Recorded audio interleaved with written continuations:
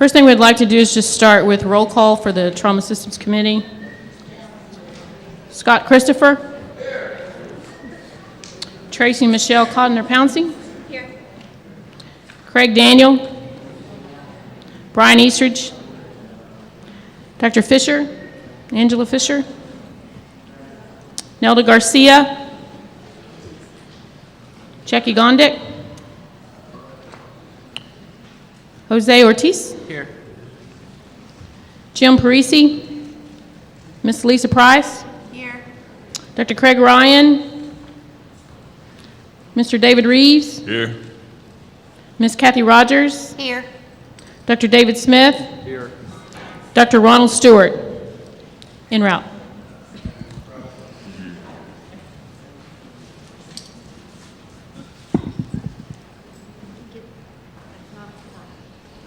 When Dr. Stewart gets here, you'll have to go.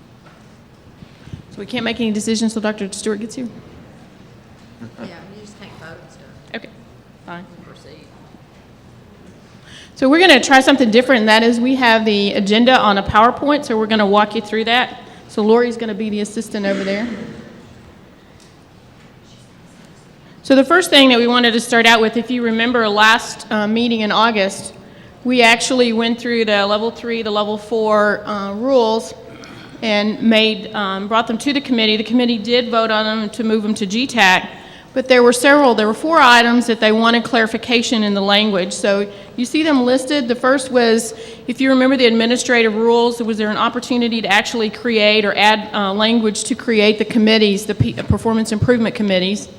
The second issue was the credentialing of the nurses who are not in the emergency department or in the when they respond. For example, ICU nurses, charge nurses, OR nurses. The next issue was the level 3 and the level 4 performance improvement. So in the past, there were mandated audit filters, and so Scott Christopher, Kathy Rogers, and Jackie Gondik were assigned to look at that.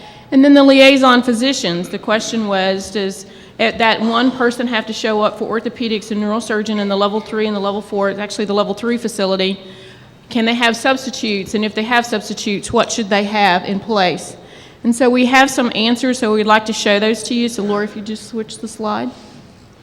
So this is the language that we would like to add to the administrative codes to create the committees. And there's 2 committees that we'd like to see created. And one is a Trauma Facility Designation Review Committee. This will be like the American College of Surgeons Verification Review Committee, and you can see the proposed members of that. We tried to keep it small, but at the same time, keep it in odd numbers. And so the way this would work is if there was a question about a facility review of designation, Jane and her staff would have the authority and the ability to pull this group together to go through that process. Next slide. And then the other opportunity is to create a closed PI committee for the state to look at EMS and trauma and all members, all activities, and that's a system issue and operational issues for this committee. And the chair and designee from each GETAC committee, 2 members from GETAC, 2 members from the RAC chairs, 1 member from epidemiology division of DSH, and then DSH and EMS trauma would have the oversight of this particular committee. So I'd just like to ask the members of the committee if they have any discussion on these 2 proposed committees.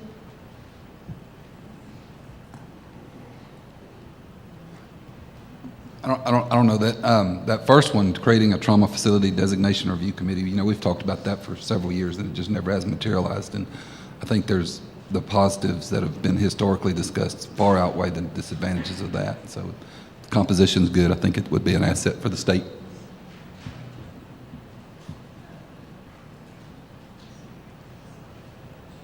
Committee members agree? Anybody from the audience have any comments? Okay. Since we can't take actions on that, we'll move to the next issue. And Ms. Price? Ms. Putz? The issue that we discussed is the non-emergency department RN that responds to the trauma resuscitation, the trauma activation. Can you hear? Yeah. No? Speak into the mic. I'm sorry. closer. Can you hear me now? Fantastic. The issue is ensuring that they have the appropriate education and credentialing to ensure that they're a good member of the team. The non-emergency department RN is not the primary RN. The primary RN is the emergency department RN, and they would have all of the credentials that are required. So what we decided is the non-emergency department RN that is responding to the emergency department to assist with the initial trauma resuscitation should have TNCC or ATCN and EMPC or PAL certification. Documentation of completion of an appropriate internally developed course that includes trauma nursing process, assessment, and appropriate interventions for all age groups can be used in the place of TNCC and EMPC or PALs if pre-approved by DSHS. We were attempting to be sensitive to the financial issue with sending everybody off to get the card classes. And so this would be a way to allow a hospital to internally address that issue, but to also make sure that they have the appropriate education that is required. Any questions from the audience, from the committee regarding Lisa and Brenda's recommendations? Tori, is this going to be someplace where we can look at this and take it back to our groups? Yes, the PowerPoint and everything will be put on the website for further discussion.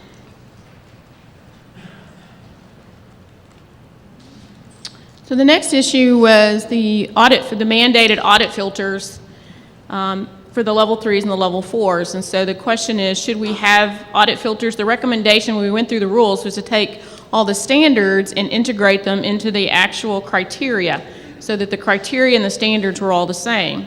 And so the recommendation was whether or not actually was to do away with the audit filters. And then the discussion in TTAC, Texas Trauma Coordinators Forum, was they wanted those back. And so here's some recommendations. And so Scott's the lead on this. Scott and Kathy. I'll start, Kathy, if that's okay. Okay.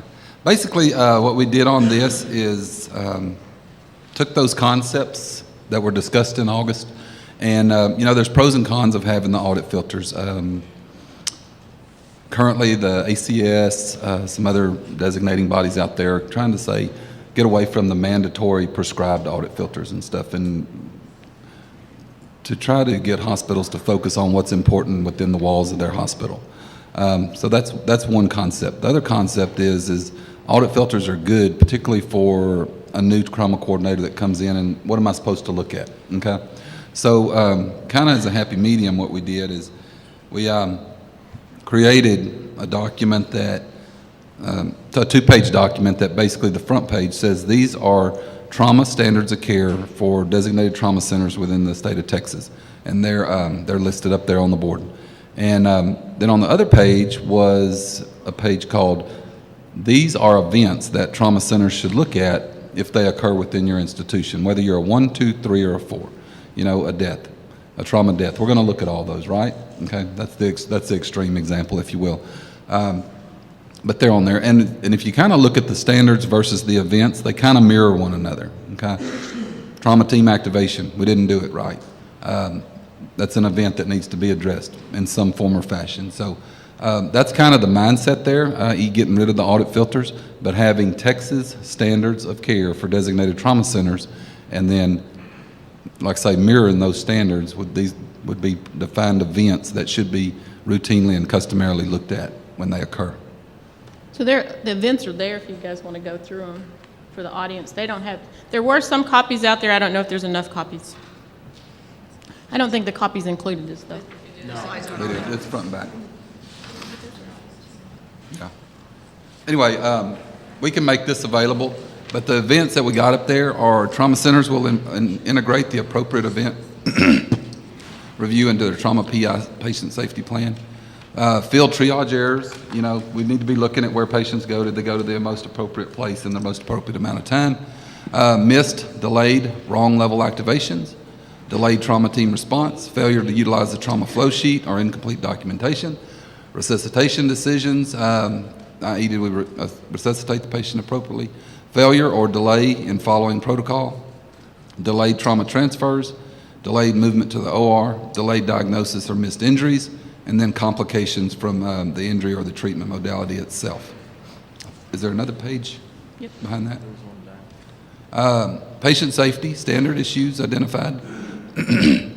failed non-operative management, multi-system injured patient or patient defined with severe major trauma admitted to a non-surgical service, reintubations, unplanned admissions or readmissions to the intensive care unit, unplanned return to the OR, patients transferred out of the facility from an inpatient unit, failure to follow the admission transfer protocols, a death, diversion or diversion occurrences, trauma center registry data extraction completed and entered greater than 60 days of patient discharge, trauma center unable to provide concurrent performance improvement review, and then failure to maintain staff education credentialing and failure to maintain trauma education and credentialing. So it's kind of, it's from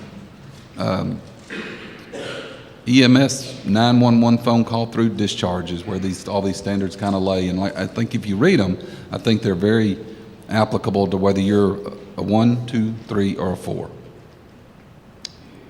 Thoughts, comments? That's where we are right now, our work group.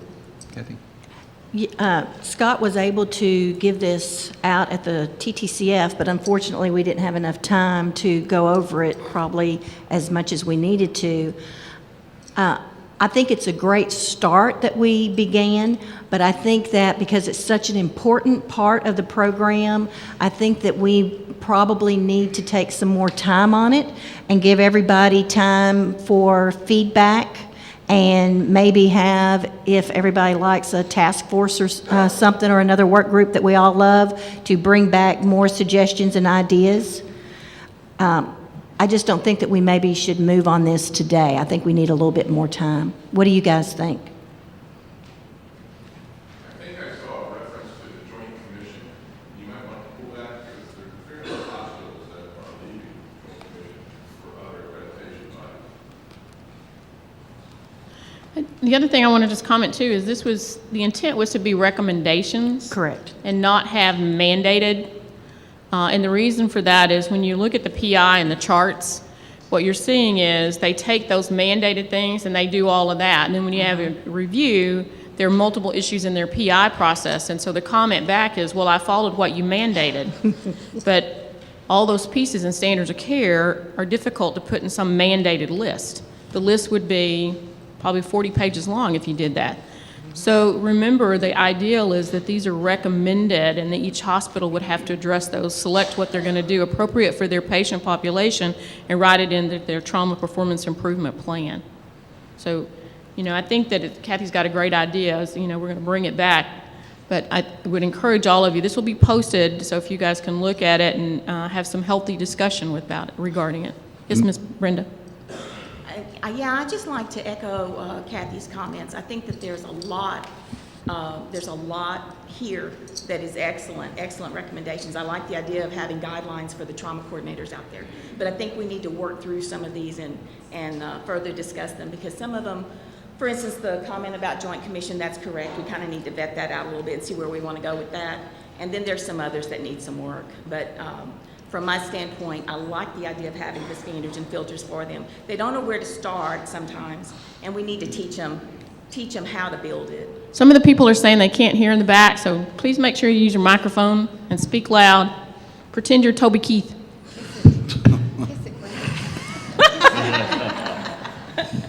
Okay, but I don't sing well, but you asked for it. Just like I said, I think that I may speak for everybody. We need some time to look at these and work through it, and I'll bet there's a lot out here that would like to participate in the further development of these standards and filters if they've given the opportunity. Sure. And Kathy's right, time was not our friend on Friday. We had a tremendous agenda, and I tried to slip these in to the level 3 and 4 subcommittees when they broke out, but they only had a 30-minute breakout, and we had done a big survey monkey that they wanted to talk about some of those things. So, like I say, time wasn't our friend, and that was the flavor of what we left. Is I think everybody agrees with the concept and thinks it's probably a good idea, but they wanted to go home, digest it a little bit, and then come back. So, I think the other thing too is all of these issues. If you're going to use these, whether you pull them into your plan, they have to be defined so that, and you'll see some information later that. If we don't have clear definitions and we're all doing it the same way, then at the end it's really hard to measure performance. So Any comments from the committee? Thank you, Kathy. Thank you, Scott, for that. And then we'll move to the next item. This is from Dr. Daniel, Dr. Ryan, and Dr. Daniel commented that he sent it out, but only Dr. Garcia responded. And so their question, again, if you remember on the level 3s, there was a question about the orthopedic and the neural liaisons having to be present at the committee meetings 50% of the time. In addition to that, having the 8 hours of CME and board certification. So the question was, does the same orthopedic surgeon, there's Miss Nelda, come on. Does the same orthopedic surgeon have to be present? Can you rotate that? And so the group, if you read the statements, is the group felt like that they could rotate but the physician that's going to be in that role has to have the credentialing of the 8 hours, I think it's 9 hours of CME, and the board certification. So either you have one or you have two, maybe you choose 3 that are going to be in that role, but every one of those has to have the same type of credentials. Dr. Smith, you have any comments? By allowing other individuals to participate like that, I think it enhances the participation and the interest. I think it'd be a good addition to do this, rather than limiting to just one. Dr. Garcia? You know, when it comes to the ortho and neurosurgery liaisons, the biggest problem I have is I want one of them, I agree with this, because that makes it easier for them to want to participate. On the other hand, I want one of them to be the leader, because I want to address one of them and say, fix that problem. And I don't want to have to chase all 5 of them. And I want one of them to also say, I can do that. And I wonder if this is going to dilute that. On the other hand, I think he's right. I think you want them to participate. So I think this is a good idea. So I think it's an institution-specific issue to be, because there are some centers, the issue that the reason the liaison is there is to address the PI issues specifically that are sent to them to help write the standards of care for that patient population, and then obviously to be a member of that peer review activity. So if this person is not involved with the standards of care and the PI process and they're just showing up, then you're going to have a weak PI system, and hopefully you would be able to address that through your performance improvement. Any comments from the audience regarding this? Jory, would this include the emergency physician representative as well as similar language?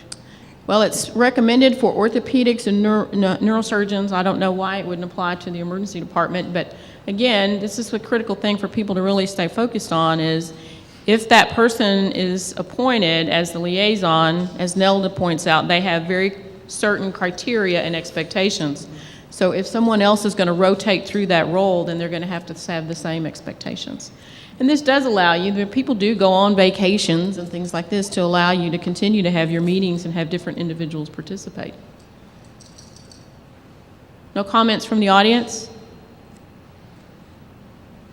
Okay, we'll move forward. Is the trauma registry work group here?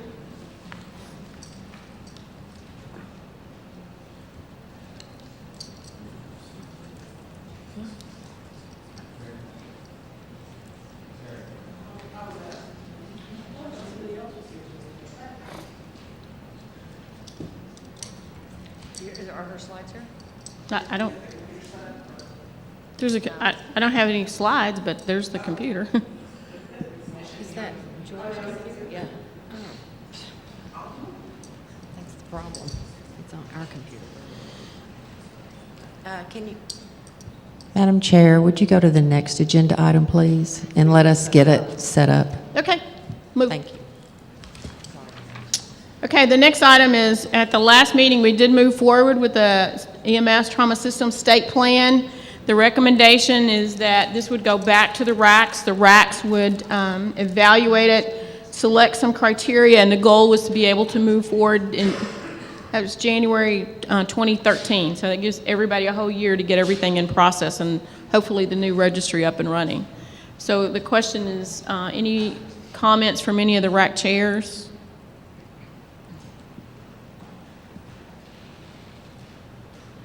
Wanda, correct me if I say this wrong, but I think at TTAF's RAC division meeting last night, that they said that they're planning a 2-day summit retreat, strategic planning, whatever, in San Antonio next month sometime, right?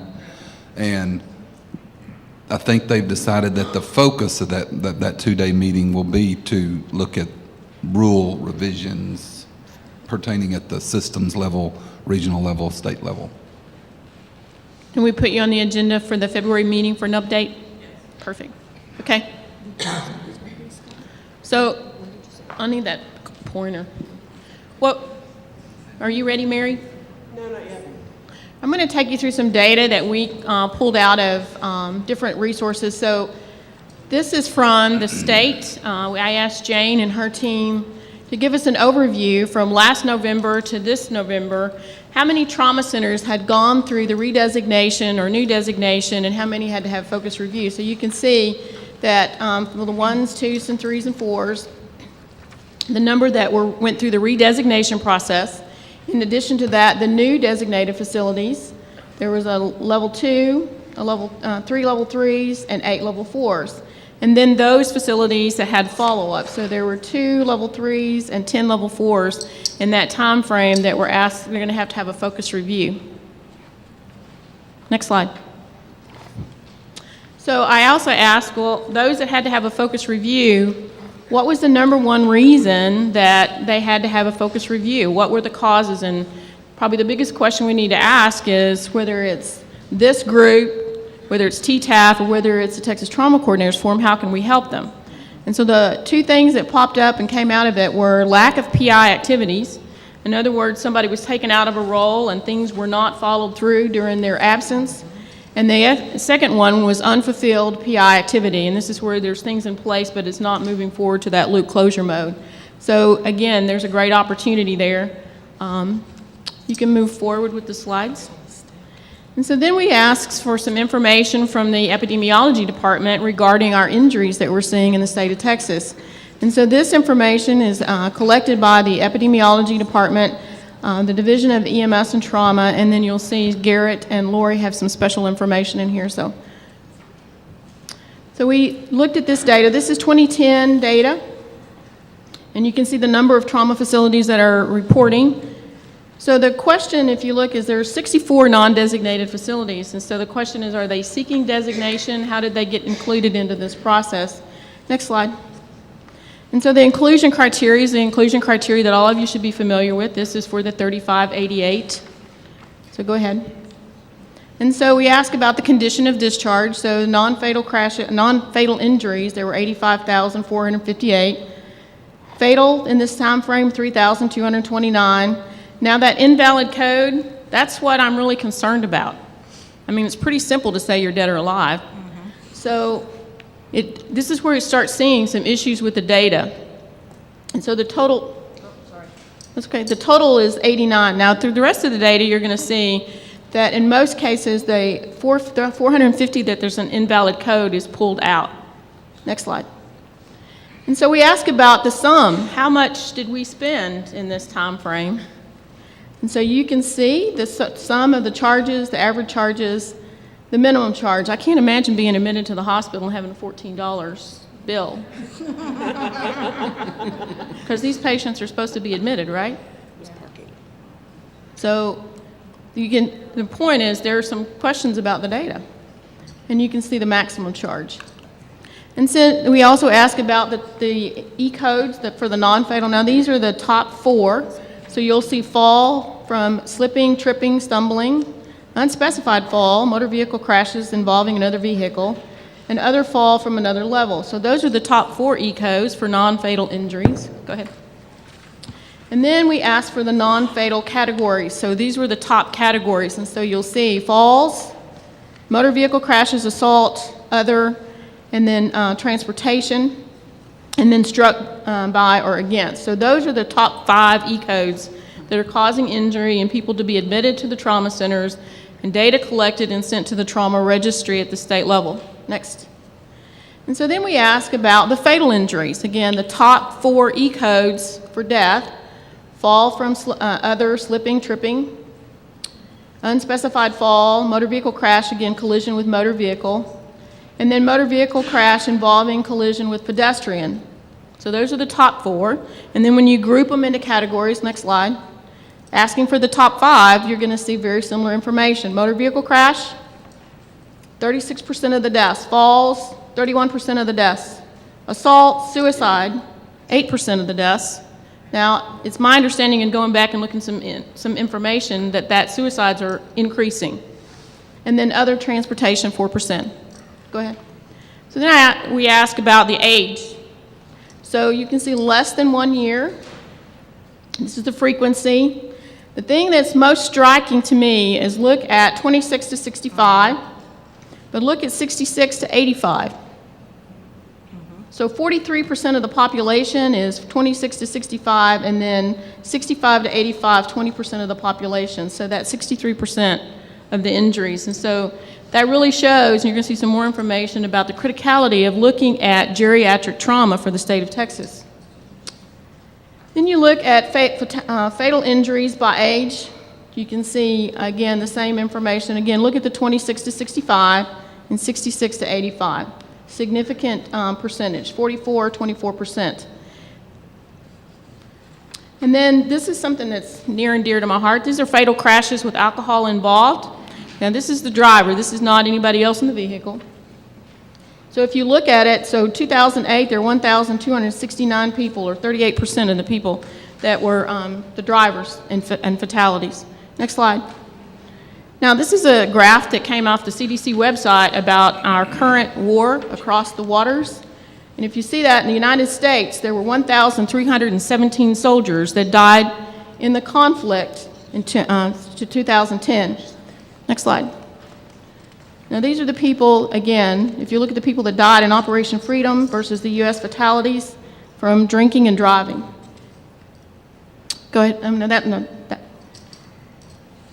So the point is that we're killing more people on the streets from alcohol than we've killed in the entire war since it started in the state of Texas. So back up. So then we began to ask about ISSs. So you can see the number of ISSs, 60,000 are in that 0 to 9. And then you can see the 16 to 24. Now look at the next slide. So this is an area that there's an opportunity, I think.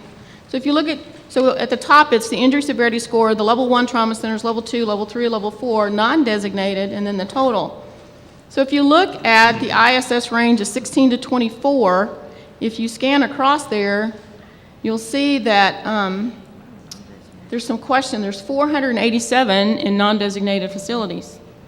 Now, if you look at the injury severity scores, they're equal and greater to 25. You know, some of the questions in the level 3s, the number of patients that are staying in those level 3s, so that tells me we either have under designation, under triage, because every time I do a site survey, most of the level 3s have in their admission transfer criteria that those patients are moving. Now look in the level 4s, 1,425. So there's some questions about this. One question would be, these patients are dying, come in and die. The other question would be that they're getting feedback from their transfer hospitals and they're adding those injuries into their registry, which would increase the injury severity. But the answer is we don't really know. So it's a great opportunity to look at information. And then the other thing that's probably scarier is 1,664 are in non-designated facilities. So it raises questions, opportunities for further review. Next slide. So if you look at the ISS length of stay, we did the same thing, broke it down by injury severity, level 1, level 2, level 3, level 4, and the non-designated facilities. So this is the average length of stay. We don't really know the outcomes of these individuals. So again, opportunities to drill down further and look at additional data. Next slide. So this is the geriatric trauma. So because we identified an issue, Garrett and I pulled out the geriatric trauma from the state registry. So next slide. Next slide. And so there were 25,175 geriatric trauma incidents, and so 20,670 we adjusted, and so I'll explain to you what that means. The 7,166 males, 13,495 females. Sorry, guys, but we live longer than you do. And then 9, we didn't know what they were. Next slide. So 70 of them were pulled out because of questions about their age, and you'll see in the next slide. Go ahead. So if you look at them, cases by gender, again, there's 7,166 males and then 13,000 females. Go ahead. Now, if you see the area that's circled, so in the registry, there are people that go up to age 119. So I don't know what the Guinness Book of Records says, but I don't think it's 119. So this goes back to show that we've got some good information here, but when we think about data validation, there's some opportunities. Next slide. And so this is by the RAC, the incidence of geriatric trauma. And so there's great variation there, but probably the greatest variation is who includes the geriatric and who doesn't, and how is that information actually looked at. Next slide. And so this is, again, just shows RAC by gender. Go ahead. And then if you look at the fatalities, so this may not be clear to you, but the bottom line is the pink line, that's the female. Sorry guys, we're tougher too. And the top line is the male, so you can see fatality rates. Go ahead. And then this is the ISS ranking. So again, smaller population if you look at them, but a higher incidence of mortality even in the lower ISS rates. Go ahead. And then again, you can see those ISS that were unknown. Go ahead. Lori?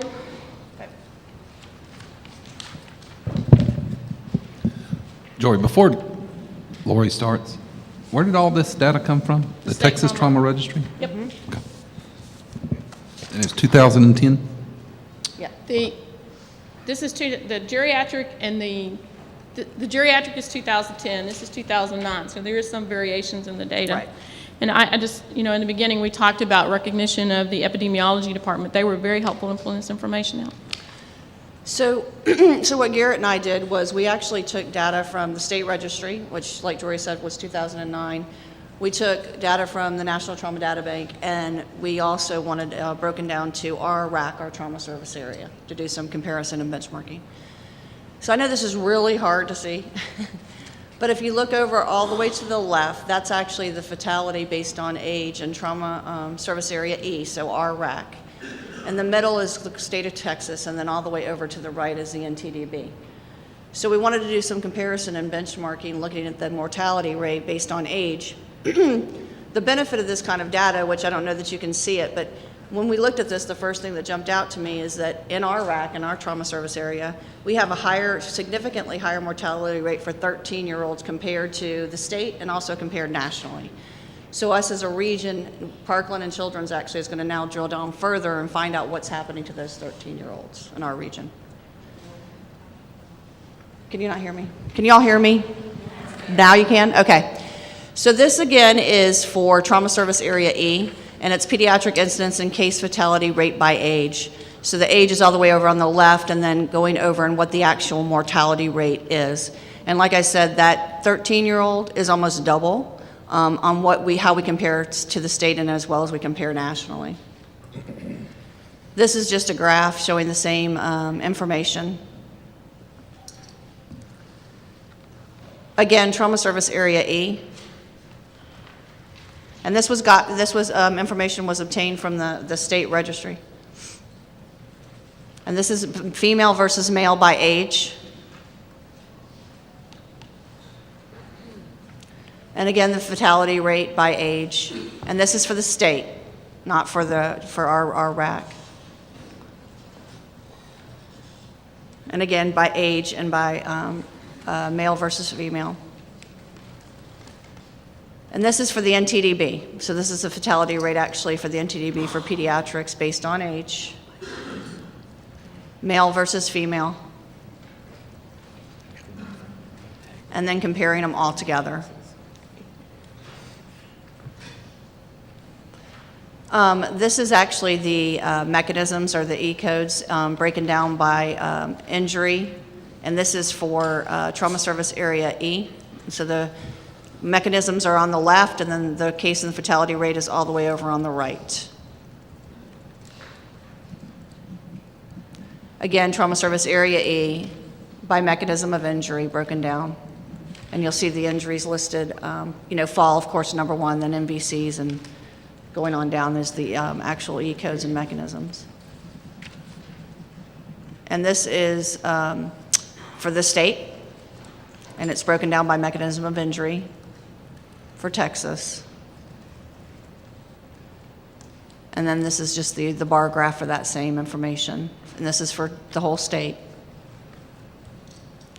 And then this is the comparison again across RAC E is all the way over on the left, the state is in the middle, and the NTDB is all the way over. Well, no, that's Texas all the way across. Hard to see it myself. That's it. Any questions or comments? So the next step is we're going to drill down further, and we'll have to actually put in for an IRB to do a study with the state to actually get more data and drill down a little bit further for our region as well as for the state of Texas. Mary, why don't you do your presentation, and we'll come back to the data discussion. This actually works really well. It's a nice intro to what we're going to talk about.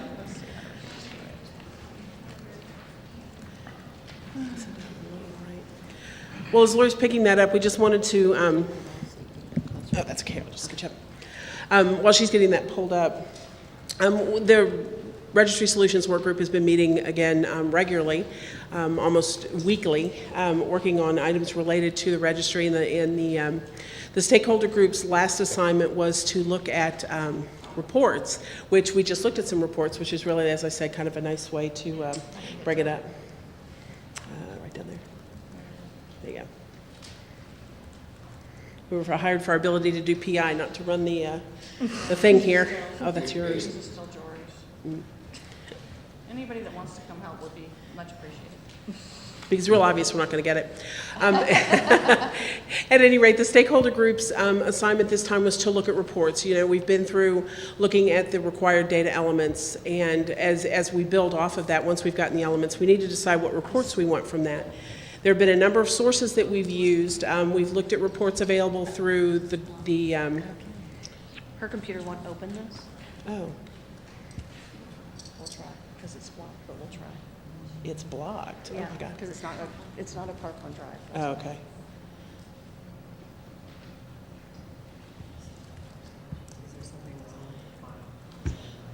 No, it's blocked. It won't accept the flash drive, because it's not a Parkland flash drive. Save it to the hard drive first. Well, no, it won't accept it, period. Should we- Because it's not encrypted for Parkland. Try it.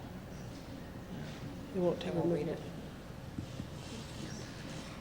Try this one. Okay, we'll have to yank the. She's going to try it over here on Jane. Firewalls are too on this. Jane, do you have more than one plug in? You need to plug this into yours and then hook yours up. Hers won't accept it. No.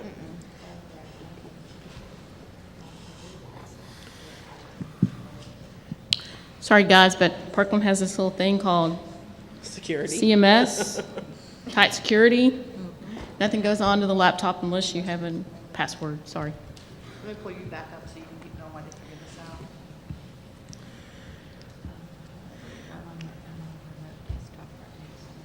Well, open yours up and see if you've got the one I emailed to you.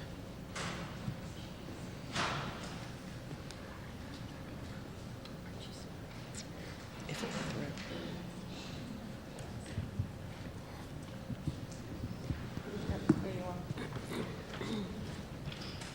Where do you want to go on, since the way to figure this out? Well, before, I wanted to talk about data. I guess we can come back, but.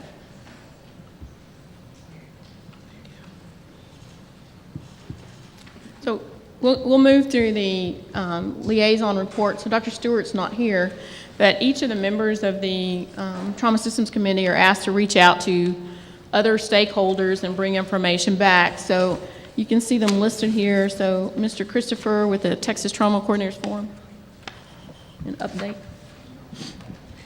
Let's see, that group meets quarterly in conjunction with GETAC historically, and tried something a little different this time, in that historically what they've done is they had like a half-a-day meeting during the weekend of the EMS conference, and then they would sponsor a all-day nursing education track.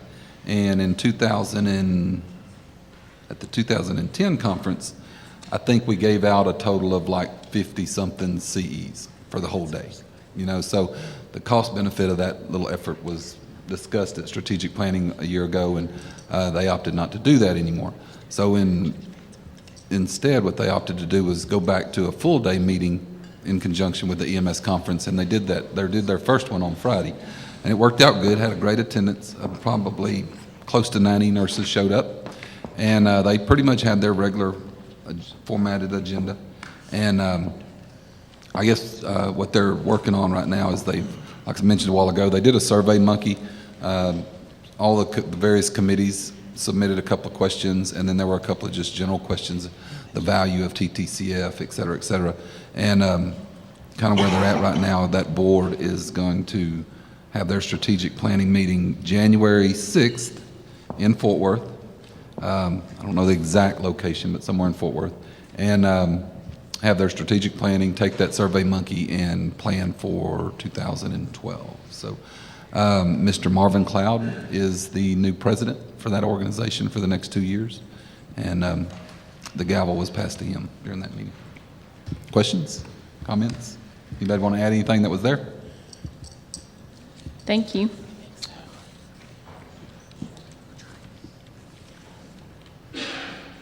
I think there's no danger of me ever going to work for the Geek Squad here, so. All right. Jackie Grondak is not here, so Jackie was asked to seek information from the level 4 facilities for their needs, to bring that information forward to this committee. So we don't have an update on that. And then Dr. Daniels, Kathy Rogers, level 3s, any information? As you had asked, we sent out on different listservs to ENA and to the level 3 hospitals, any kind of information or anything that we needed to help them with. And I think most of the feedback we got was about the rule changes. And I think, as you well know, the 3 times, I believe we met 3 times, that we met with the rule changes, I think there were a lot of level 3s there. And I haven't heard anything else since. I'm sure there'll be some activity regarding the performance standards that we're looking at. The level 2 facilities, Dr. Smith? Don't have anything to really report, except we do have some new level 2s coming online. That's nice. We'll see how they work out and see what questions they have to bring to us. So you and Dr. Ryan work as mentors for those level 2? Pardon? So are you and Dr. Ryan going to serve as mentors for the medical directors for those facilities? When asked, yes. The level 1, Ms. Cotner-Pouncey? Yes, I apologize, Dr. Eastridge is not here with us today, but we are awaiting the release of the next version of the ACS book so that we can promote education of the new rules according to the college. And also our goal would be to increase collaboration with the level 1s and level 2s within the state. Good. Pediatrics, Ms. Nelda Garcia? I don't have anything to update. Lori, do you have anything that we need to? No, they meet this afternoon. So. Ms. Dinah Welch? TTAF update?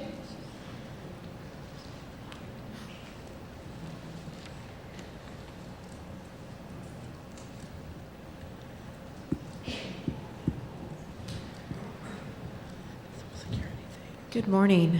I am Dinah Welsh, and I believe I know everybody. Haven't had the opportunity to meet, but I'm with the Texas EMS Trauma and Acute Care Foundation, and we had our meeting last night and elected new board members.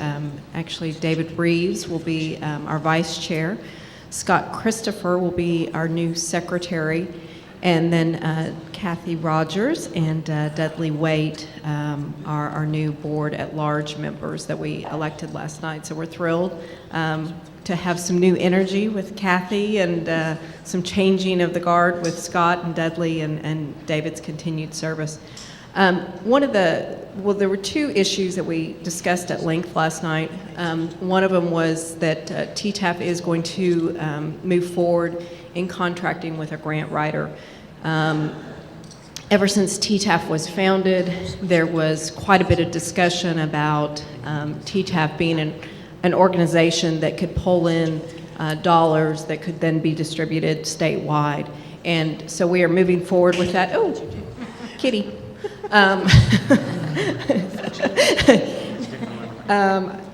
Soon we'll be showing my vacation slides to, I'm not sure where I've been on vacation in a long time.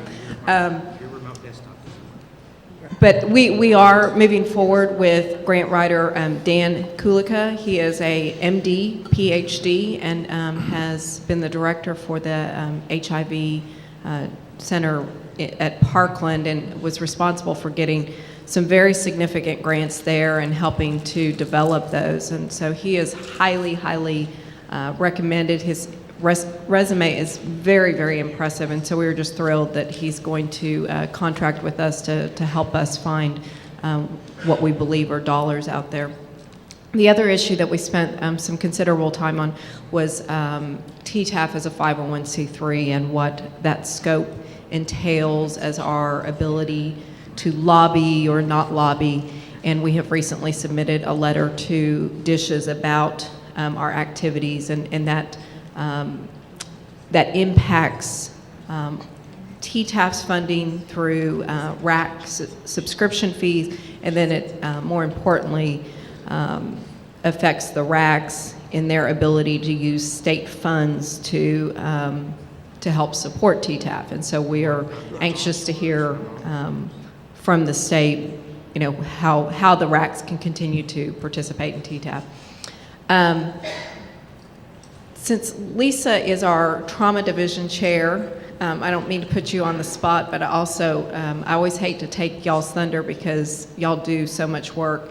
But we have been working on an administrator's manual and handbook, and that is about to, it is in its very final edits and should be published soon. And then we hope to have some videos go along with that. Lisa, anything you want to expand on that, or any other activities of the Trauma Systems Division of TTAF? We do have a few projects, as you mentioned. Those of you who have not been involved, the Administrator's Education Project is intended to help trauma program managers educate their leadership, their administration, about the scope of work that is involved in maintaining a trauma center. And so we're hoping that this will be something you can take in snapshot form in administrator language, bullet points, so that they can really understand what you do and hopefully support you in that. We've also been working on a activation criteria work group. It started as the development of recommendations for minimum activation criteria and kind of morphed into more of a project where we're going to develop kind of a white paper, a guidance document for trauma program managers to learn how to develop appropriate activation criteria for their centers, using their data and their systems to know how to develop activation criteria. The next thing we're working on is a data management registry education workshop. This is intended for trauma program managers and trauma registrars to really learn how to use the data that they have to move forward performance improvement, injury prevention, and other projects within their system. And we're hoping to have that ready to roll out probably by next fall, 2012. So that's basically what we've been doing. Thank you, Lisa. The trauma division of TTAF continues to be one of the more active ones, and it is because of so many of you that sit in this room and with Lisa's leadership. So we certainly appreciate that and the direction that you've given TTAF over the years.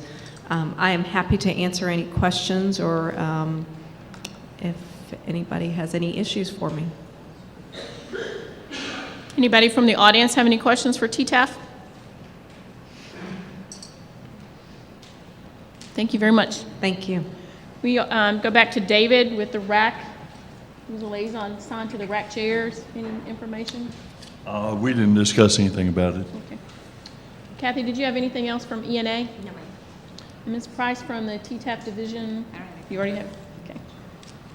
Okay, are you ready? Finally.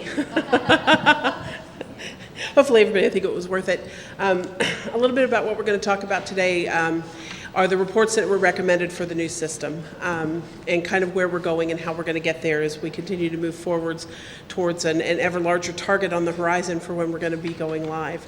The purpose of this is, again, to provide a means for stakeholders to communicate subject matter expertise to DSHS. I am one of the stakeholders that does participate. And also let the stakeholders know how they can interface with DHS in the future and have input into the trauma registry. So again, you can see the objectives that we've completed. Our recent objective was to recommend reports for the new injury system, which was nice that you did show the reports, because we'll talk a little bit about that. And then our future objective, again, is to serve as a continued means of stakeholder involvement in the development, operation, and the care and feeding of the trauma registry as it goes forward, remembering that this is not a static system. This is going to be a system that's going to grow over time. Again, this is the composition of the work group, and again, people will come and go depending on the particular subject matter, but we have pretty solid representation from both hospitals and from EMS, from DSHS, and we had some very good interactions with NEMSIS and with the NTDB folks. So we're going to talk about reports. How are reports going to be created? Consilience is going to build 10 reports for us, and then the DSHS injury program is going to build additional reports. And some of them will be based on, and some of them we'll talk about, will be just a lot of the ones that are available in the registry now, and the ones that Jory and Lori were both able to call upon. So the registered users will have the ability of creating queries. So you'll be able to create queries within the database for your own information. You will be able to create queries and be able to benchmark yourself against the state, and then hopefully be able to benchmark yourself against the national data.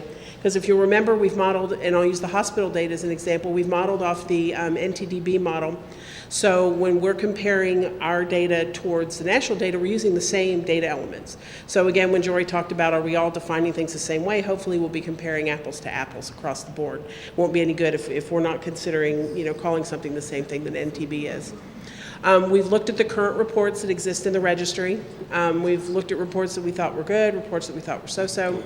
We've looked at NTDB-generated reports, NEMSIS-generated reports. We've looked at some CDC and state-level reports for traumatic brain injury and spinal cord injury. And then we've also looked at the recommendations from this particular committee, and recommendations from the RAC chairs is what they would want to have available on a regional and state level.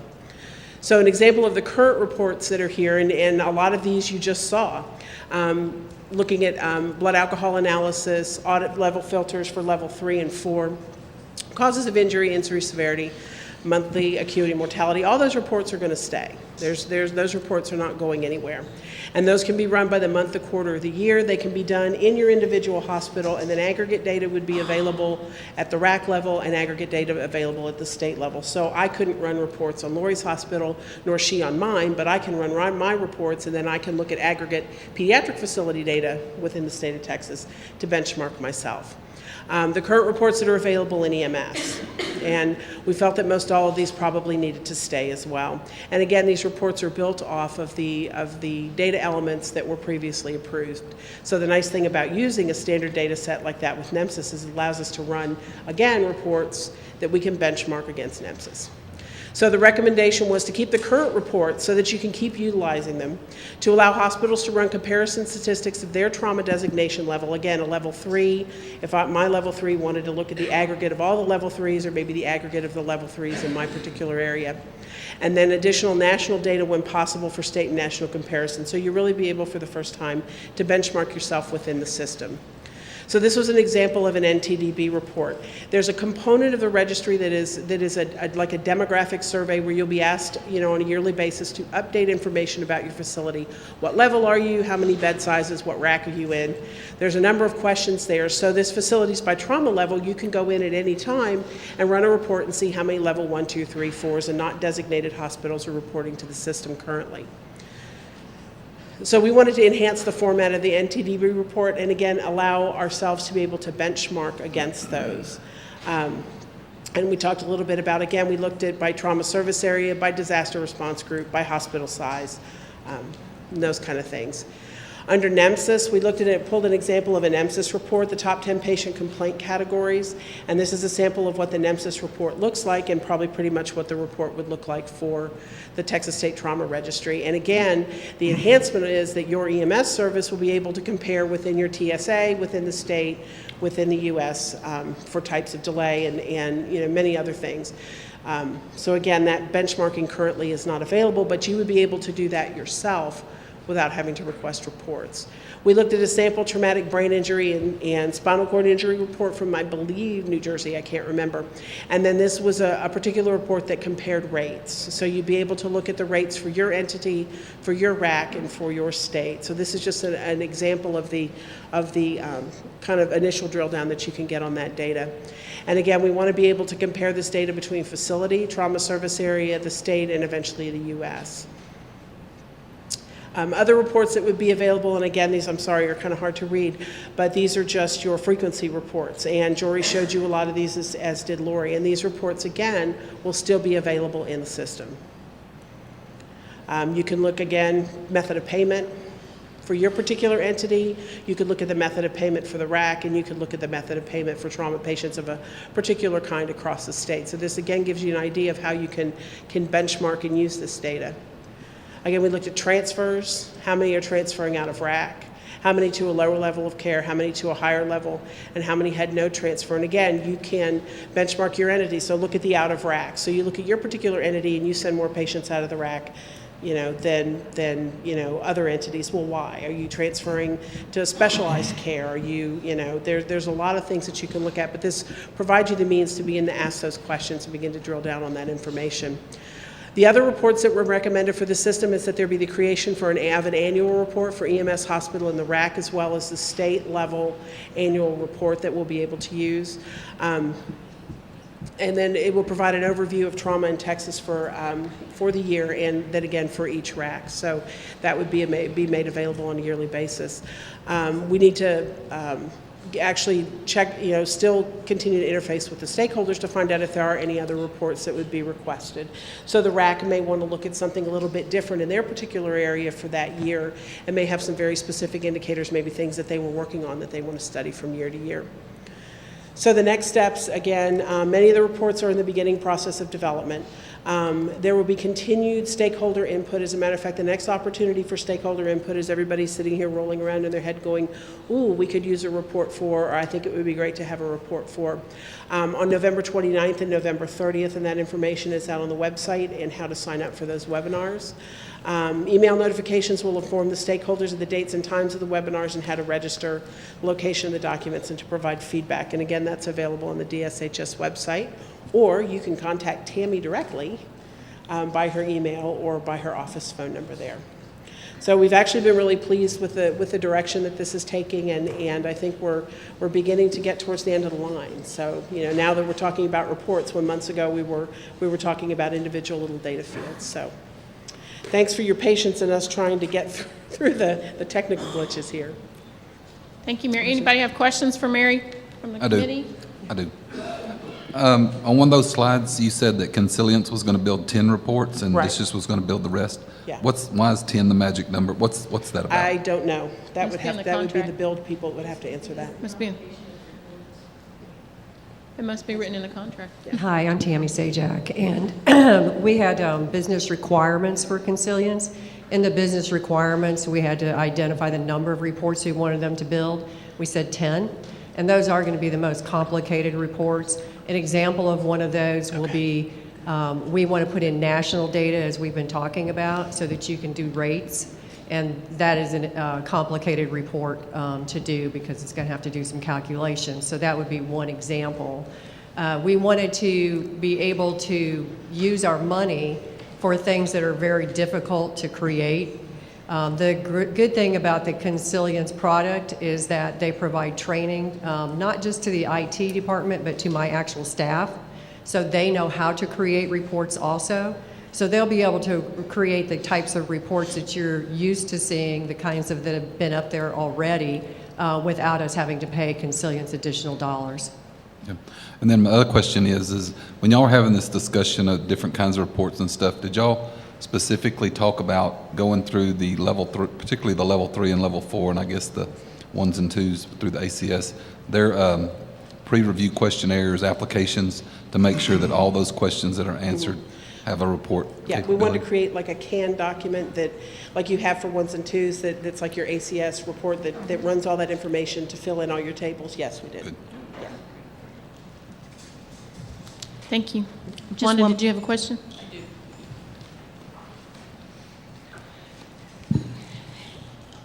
I'm a little bit concerned about the reports that may be created that could be helpful to the RACs.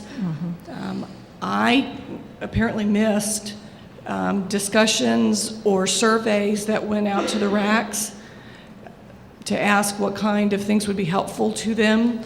I don't know that we have had any really good discussions about performance improvement within the RAC, not the facilities, but what the RAC does. And so I'm concerned we'll have reports that will not be helpful at all. I've not heard one single RAC say that for a RAC's perspective, they want to know the payer mix.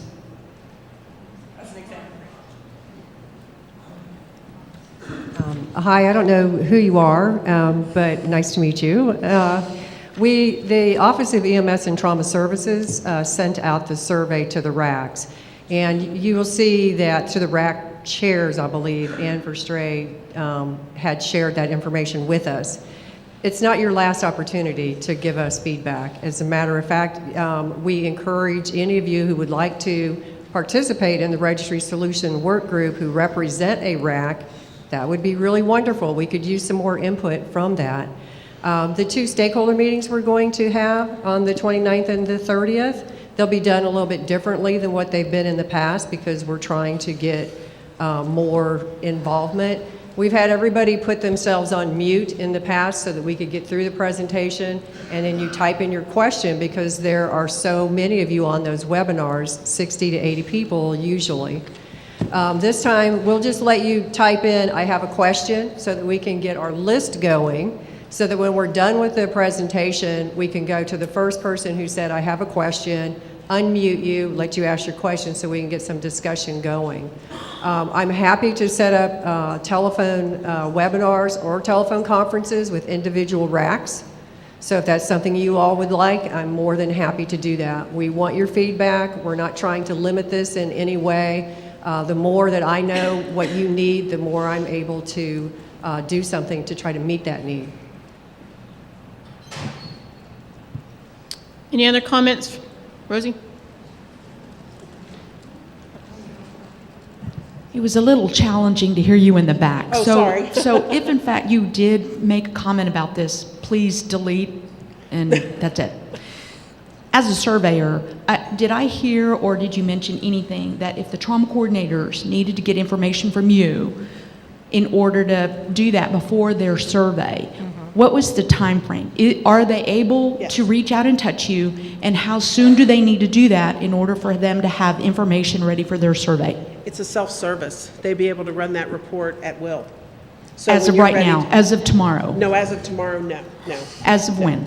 When the registry goes live, which is September. September. Yeah. So it'll be very much like the registry systems that you have now. So if you have an off-the-shelf system that has an ACS, like canned report set, there's a state canned report set. So you'd be able to go out there and run on your data the reports that you need to fill out your application. Okay, Again, but, at but will. as of right now, they couldn't reach out and touch you right now, so then you can generate a report They can for touch them. me all they want. They're only going to get Texas Children's data. They've got to contact the state, I The state. believe, right? But until it goes live, this stuff It's doesn't not there. exist. Okay, Right. sorry, I didn't hear that. Thank you. And Mary, do you think that September is realistic? You really think it's going to happen? That's what we've last heard we're still aiming for. Okay. And Tammy, I think y'all addressed this before, but I might have forgot. The current Texas EMS and Trauma Registry data, will it be merged into this new system, or will it live in its old house and then new data lives in this new house? We are migrating the legacy data over to the new system, but we're only migrating over data that we have elements that have useful data in them. So as Jory was showing you in her presentation, there's a lot of issues with different various data elements. So most of the ones that are required are pretty good. We have some tables that we have the completeness, and we based our completeness on whether the data was valid. So you could have 100% completeness, but if 99% of it is unknown, then it's not really very valid data to move over. So we've identified what we're moving over, which is basically all of the data elements that match a data element that was in NEMSIS or NTDB for the new system. All of those are coming over. The rest of the data is not going to be moved over to the new system. For facilities who are using our web portal, we will send them a DVD encrypted with all of their data on it so that they will have it. We will keep it ourselves, but not have it in the new system. And the reason that we are going to keep it but not put it in the new system is that the more data that you have on those servers when you're trying to run a report, the more it bogs that server down as far as how quickly it can generate the report or how many people can be in there at the same time to try to generate a report. Thank you. Tammy, before you leave, I have a question, and this is, very near and dear to my heart right now, and that is, we have a huge issue in the state of Texas regarding the AIS version that's being used. So now we also have ICD-10 fixing to roll out. So as a trauma center, if I'm going to send them to the National Data Bank, we're going to be in a situation here pretty quick where I'm either going to run 2 databases or say I'm going to send you, like it or not, 2005 AIS scores. So what's the plan? I know that your group is working on a lot of things. You, Mary, how are we going to address that? Yes, we've been also talking to the NEMSIS, for instance, because they have a date for when they're moving over to 10. And so what we're doing in our system is allowing you to select which one you're reporting to us. So you'll have a question that says, are you reporting ICD-9 or are you reporting ICD-10? Then we'll have another radio dial that says for the AIS, which version of AIS that you're reporting to us. Now, as far as NEMSIS goes, they realize that people are going to keep reporting ICD-9 and that we need to be able to accept the data. And I can't, off the top of my head, tell you the date that they gave me for when their data has to be 10, but it's definitely not right now. So if you are using a newer iteration of the AIS scores or a newer iteration of ICD, you'll be able to report that to us. If you're not, you'll also be able to report it to the state. Whether that goes into NTDB for your national data, because it's a little complicated, so I'm sorry this is a long answer, but we're creating the extract so that any hospital that needs to use the DSHS registry to extract their file to send to NTDB, they'll be able to do that. We know that many of the level 1s and 2s have in-house systems. They're used to pulling their own file out and sending it to NTDB already. But for the facilities who can't do that, we need to be able to provide a mechanism for them to do that. We had a conference call with NTDB folks on it about 3 weeks ago. Trey and I had that conference call. So we're working out with them how to do it. We can't control what versions the facilities are using. All we can do is provide a mechanism to be able to accept whatever versions that they have. I guess my question is, if we're not all doing the same thing in the state of Texas, what is the data? I mean, what's the difference in the data? Is it good data? Is it questionable data? Comparable data? So I guess I would take the stand, and I know some people in the audience may be against it, but let's pick a date and say at this date, everybody has to move to this, and it needs to be a reasonable date. It can't be next year. People need time to plan on that. They may need budget resolutions, but at some point in time, I think all the trauma centers in Texas should be using the same AIS, and at some point in time, we're all going to have to switch to ICD-10, as painful as it is. So if we're going to be able to do accurate comparisons moving forward. So I just leave you with that. I'm going to go back just so we can stay on time to the, Lori, if you'll switch to the next slide. We still have some updates. Dr. Fisher's not here. Jose, you have anything from EMS? Is this? Yeah. I still have, I want to go back and revisit this issue with some of the people out there because I'm looking at some, this thing don't work. I'm looking at some of the comments that they did send me, and I think one of the biggest things here is that out in the rural community, some of the people I talked to, some of their issues was that there's no type of set example of, let me just read it off the thing. I think our current trauma system lacks is that there's no specific rule that pertains to transport of the critical trauma patient by the basic EMT in the rural setting. An example of this would be a hospital with no trauma designation in rural setting. If 911 is activated and BLS ambulance is dispatched to a gunshot wound to the chest with respiratory difficulty, do you stop at the local hospital with no trauma designation or the inability to stabilize? Or do you just do the 1.5 hour transport into the trauma center? And there's no clear-cut answer of which way do they go, because there's not always a helicopter service available. That was the biggest issue that I saw. And then the one that's not real popular, they keep on bringing up about the driver responsibility disbursements. They feel that if the disbursements were a little bit different, we could go out to the public and educate a lot more. I know in my particular fire department, they're actually moving their fire prevention division into more of a risk management, where they're going out to the community, the geriatric patients, and trying to educate more on like the falls, stuff like that we're seeing in the slides. And that's about all I had on that. So you're talking about field triage into a trauma center. The CDC does have some very specific criteria or recommendations regarding that. We can look at that, and I'll make sure I share that with you. And then the 3588 distribution, I don't know if that's going to be looked at in any future, Jane? Do you know? I'm sorry, George. The 3588 distribution, is that going to be revisited? The way it is, the formula is distributed now, I'm not sure how we would change it. Okay. We'll put that on the agenda. Dr. Stewart, you're here. You have any updates from the Region 6 COT or the ACS meeting? So the Region 6 has a new region chief. That's Roxy Albrecht from Oklahoma.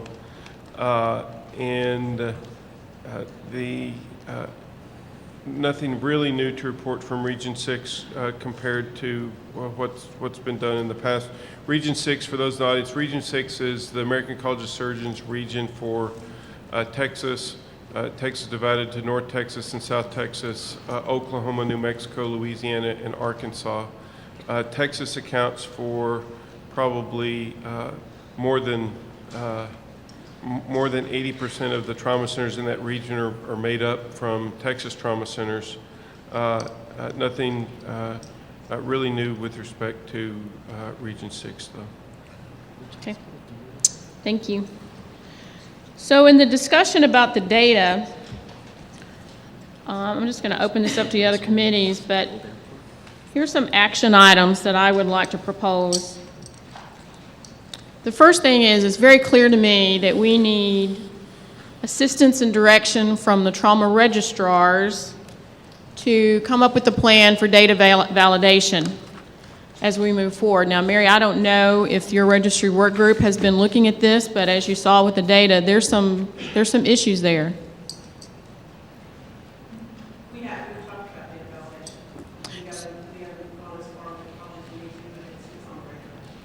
So I would like to propose that we actually have a subcommittee made up of registrars that looks at the data validation for the registry as well as the reports.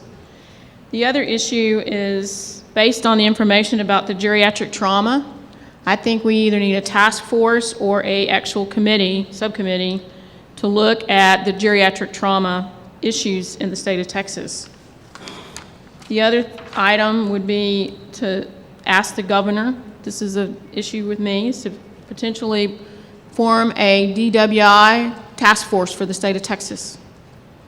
And then from injury prevention, I think in all the data that you saw, the two big fallouts were falls and the motor vehicle crashes at all ages. In addition to that, the increase or the rise in the suicide. So again, I'd like to see this committee send this to the GETAC Injury Prevention Committee for potential program development that all trauma centers can actually utilize. So those are some of the thoughts that I have from the data that we saw. I'd like to open it up from the other committee members and see what your thoughts are. And then the need for the PI task force with Scott and Kathy. Well, the state of Michigan has done a Michigan-wide trauma quality improvement project. Maybe we should look into that for Texas. Well, actually, at the next meeting, I looked at bringing that data here. I talked to them and asked them if I could bring it, and they said yes. I didn't know if we could get through the time frame if we had that. So at the February meeting, I was actually going to show what Michigan has done with their trauma quality improvement process. Any comments from the committee regarding those issues?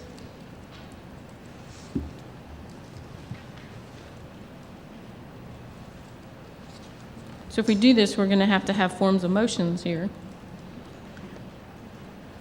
So the things that we talked about was the DWI task force, a trauma registry, registrars, subcommittee for data validation. The other issue was the PI task force that Scott and Kathy talked about earlier, and looking at the performance standards and the criteria for event review, and a potential subcommittee for the geriatric trauma population. And Wanda, I have a question for you and the RAC chairs, and that is, do you all have a formal committee, subcommittee in any of the, I know that you're supposed to bring your rules back through this. Are you a formal subcommittee? Can we make the recommendation that they be a task force? I mean, a committee, subcommittee?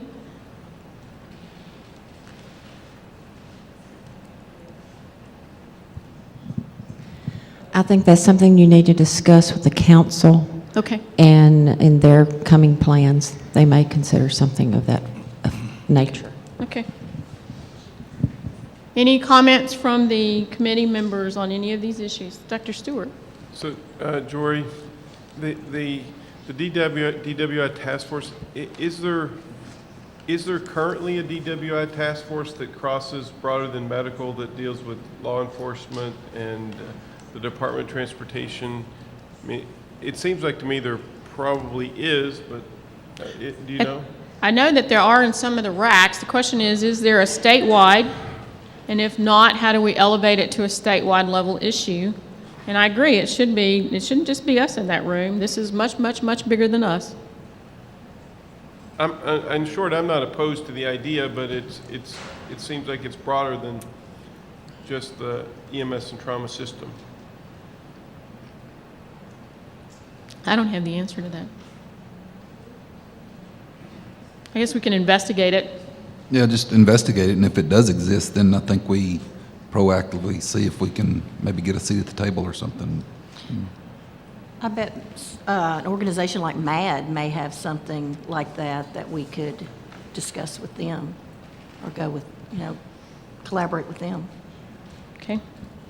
Maybe that should be the charge of the work group that we're forming to explore other stakeholder groups, including MAD, the Department of Transportation, and Texas law enforcement to form a DWI task force. It is. I don't think I'm close enough to it. Sorry. Sorry. Now I'm not certain I can remember what I just said, but A task force to look at a task force to explore a multidisciplinary DWI task force to include members of the Texas EMS and trauma system, law enforcement, and other stakeholder groups, including MAD. You can take that as a motion. There's a motion. I'll second that. Any other discussion? Any comments from the audience?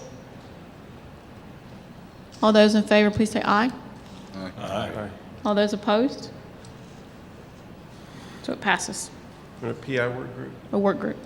A motion. I make a motion for the Trauma Assistance Committee to form a performance improvement work group to look at performance improvement related to trauma and EMS in Texas. Second the motion. Any discussion from the committee? Any comments from the audience? regarding the PI work group. I thought those, sorry, I didn't chime in when I was supposed to.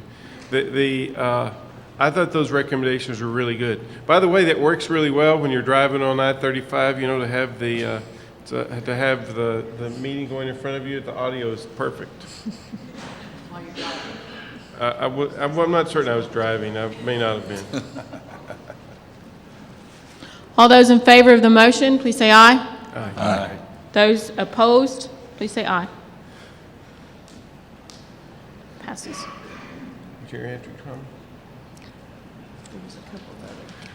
I move that we form a work group to look at geriatric trauma in Texas. This should consist of members of the EMS and trauma, EMS and for the Governor's EMS and Trauma Advisory Council and its stakeholders. Second. Any discussion from the committee? Any discussion from the audience? Just raise your hand if you feel like this is a need. Okay. All those in favor, please say aye. Aye. All those opposed, please say aye. Motion passes. Can I make a comment about my motions? But so one thing I would emphasize with respect to the committee, this was a point of discussion in the GETAC. The GETAC committee strategic retreat is that these work groups should have the motion has given them a task, and the committee chair, Ms. Klein, should give them clear tasks to do, and if they don't, if some of these work groups don't need to continue once the task is done, then it should be self-limiting. That doesn't need to be in the motion, but that I think should be the task of, because we've had somewhat of committee proliferation, which I think interferes with our effectiveness. And I make a motion, question? Comment? The task force for geriatrics, will y'all be working with injury prevention? Yes, they'll be invited to participate. Okay, good, thank you. A lot of what we're talking about is care, triage, and the standard of care. In addition to that, obviously, injury prevention is a component of that. Ms. Kathy? I make a motion based on the data that we looked at regarding falls, MVCs, suicides, and the age groups, that we that the GETAC Injury Prevention Committee look at creating a statewide injury prevention program for those mechanisms of injury. Is the injury prevention chair in the audience by chance? Any members of the Injury Prevention Committee? Would you please stand up?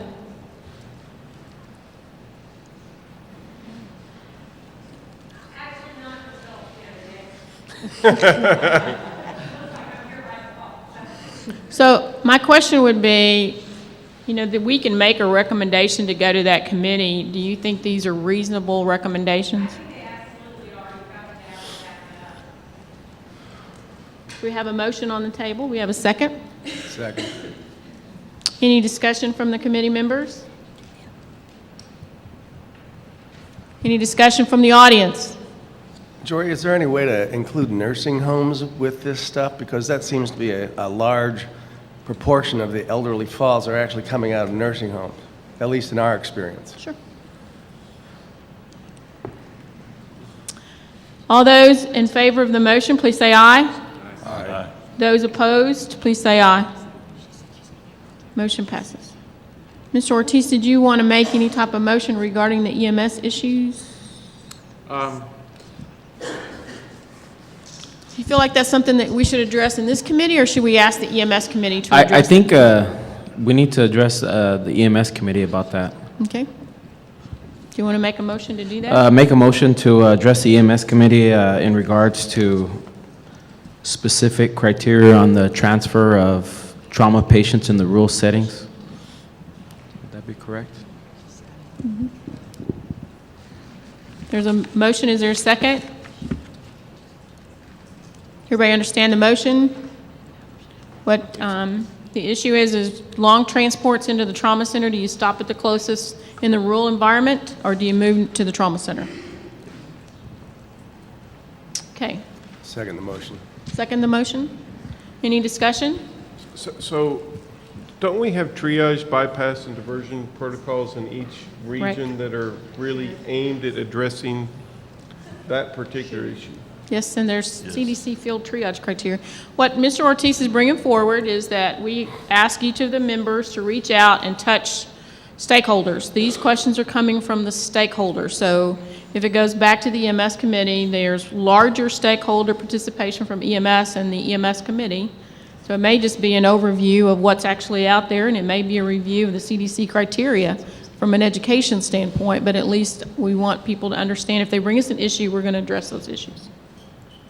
And I guess my biggest concern is their concern is that if they do it, are they going to be burned at the stake when they do? Is somebody going to sit there and say, well, why did you do this? They just want a clear-cut answer or where to find the information. I can't quote it off the top of my head, but I believe the CDC criteria essentially says if the patient is in extreme shock or multiple system injuries, the patient needs to be moved to the highest level of trauma center within a 30-minute time frame, whether it's by ground or by air. So if you're telling me that the patient has to drive in the back of an ambulance for an hour and a half, most people in this group would probably say that's probably not the standard of care. It is better to go to a non-designated, hoping that that non-designated facility has connection and participation in the RAC and knows where to transfer and how to transfer that patient. I mean, I can tell you story after story of patients who died waiting on the helicopter or died in the back of an ambulance trying to get someplace when they did go by hospitals that could have at least stabilized the airway and initiated the blood and transferred the patient. The goal is all of those patients should be in a trauma center within 30 minutes. Anybody in the committee want to comment on that? So that's obviously a goal. If you look at the distribution of trauma centers in Texas, there's two level 1 trauma centers west of the I-35 corridor. So now there's a moderate number of level 3s, and I just bring it up to highlight really the complexity of the issue in Texas is that the reason why this should primarily be a local regional decision is because there's such diversity with respect to geography and trauma center distribution that each individual community needs to be able to make their best decision on what, with the patient's interest in mind with respect to what those trauma diversion bypass criteria should be. So you have a motion to send this to the EMS committee. Do we have a second? Second. Dr. Smith? We have 4 minutes left. Any discussion from the audience? All those in favor, please say aye. Aye. Anyone opposed? Joy, did you need a motion for the data validation subcommittee, or did you already get what you needed from that? No, we don't have that one yet. I'm sorry. We don't have it yet. Okay, so I'll make a movement for recommendations for a data validation subcommittee for the trauma registry work group. Could you repeat it? I don't think they're. Be bold. I made a motion to recommend a data validation subcommittee for the trauma registry work group.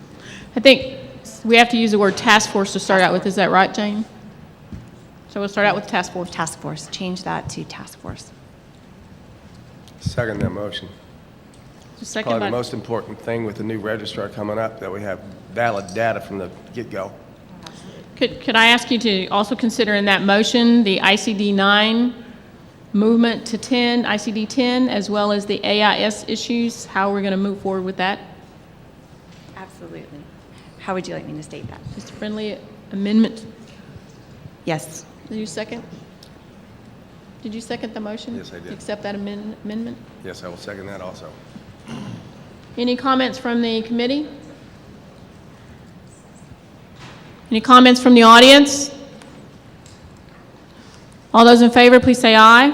Aye. Anyone opposed, please say aye. Motion passes. We have just a few minutes. Any comments from the audience? Open discussion, anything you want to talk about related to trauma systems? So we'll make a summary to go to the GETAC meeting. Is there any announcements anybody wants to make?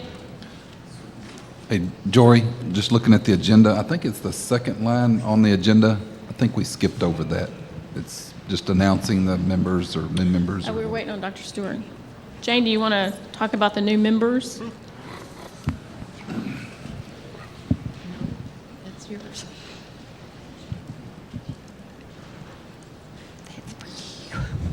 Okay.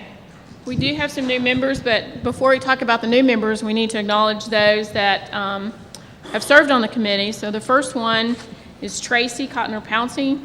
Tracy's brought valuable experience to this particular committee, in addition to being a experienced trauma nurse, a site surveyor, and working with the ACS, and a topic instructor. So thank you very much, Tracy.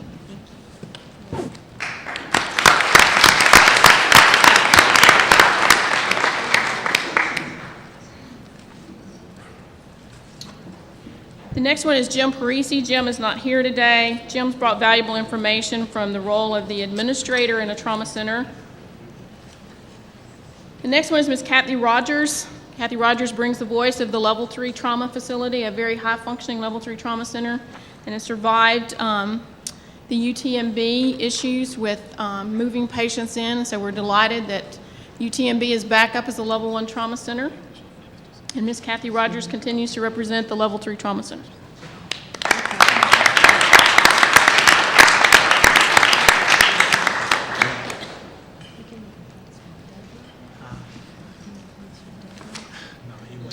Next one is Ms. Dr. Nelda Garcia. Dr. Garcia represents the pediatric patients. She was one of the first Level 1 trauma facility medical directors in the Dallas area and helped children go through their Level 1 site survey, and is now in Austin. So thank you very much for your participation.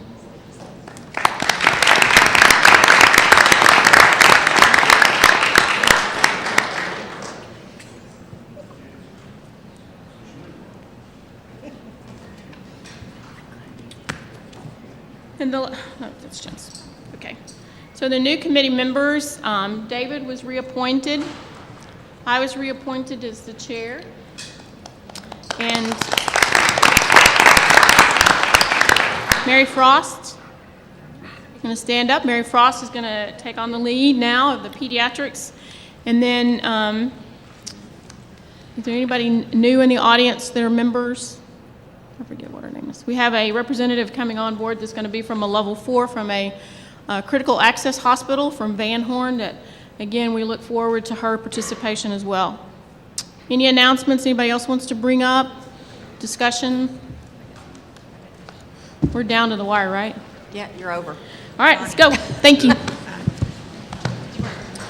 For those, just a reminder for the level 1s and 2s, looking at this preventable mortality study, we'll be meeting out front in just a